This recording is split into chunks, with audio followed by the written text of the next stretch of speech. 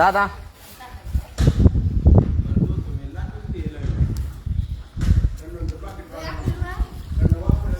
नमस्कार, माझं नाव अतुल सूर्यकांत चिकणे. आज आपण भैरवनाथ मंदिरामध्ये, आज रविवार आहे, आजचा महाप्रसाद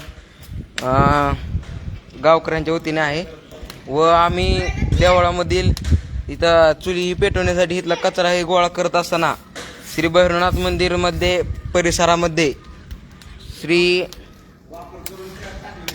वापर करून टाकलेलं कंडमचं पाकिट, कंडम असं गावातील काही लोक असं दलिंद्रपणा नासकेपणा करतात. श्री भैरवनाथाच्या मंदिरामध्ये असले गहाण कृत्य करत आहेत.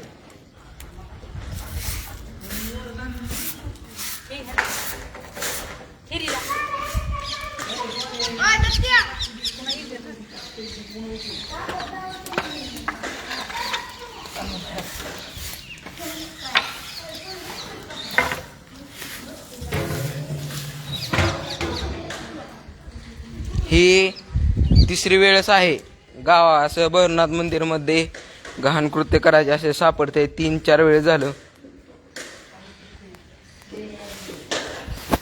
अशी बारकी बारकी मुलं देवळामध्ये काम करण्यासाठी, मदत करण्यासाठी येतात. यांनी काय आदर्श घ्यायचा?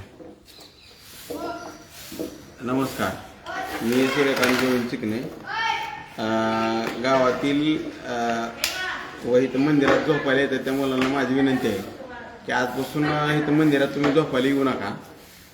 कारण की इथं तुम्ही झोपायला येण्याच्या नावाखाली इथे साक्षरत लफडी करताय हे सिद्ध झालेलं आहे. कारण की इथं वापर करून टाकलेले कंडमचं तिथं दिसलेलं आहे स्वच्छता करत असताना. तरी आजपासून मंदिरात कुणीही झोपायला येऊ नये आणि गुरुवानं पण गुरुवारी सोडून द्यावी. कारण त्यांना जर इथं थांबता होत सकाळी आणि संध्याकाळी जर थांबता येत नसेल मंदिरात तर त्यांनी गुरुवारी सोडून द्यावी. एवढं बोलून मी थांबवतो.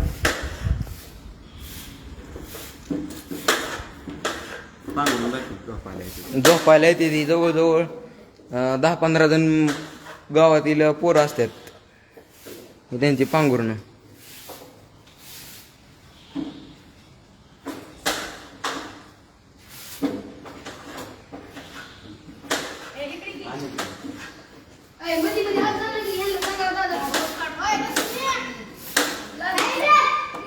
तरी गावातील जे सरपंच व पंच कमिटी यांनी याची नोंद घ्यावी व झोपायला येणारे पोरांनी स्वतःहून इथं झोपायला येऊ नये, अथवा आम्ही पोलीसमध्ये तक्रार करणार आहे.